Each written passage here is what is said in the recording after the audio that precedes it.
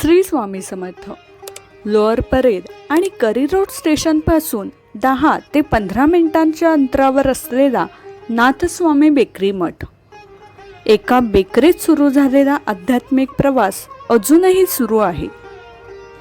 हातात दंड धारण करून भक्तांच्या सर्व अडीअडचणी दूर करण्यासाठी दंडमंडित श्री स्वामी समर्थ येथे उभे असल्याची अनुभूती मिळते.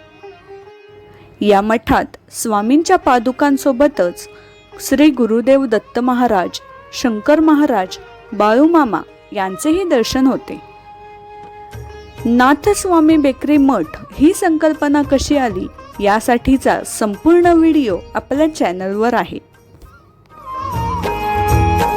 दिशाहीन जीवन माझे, अंधाराची रात्र मोठी, स्वामी हात पडता माथी, आनंदाची भरली पेटी.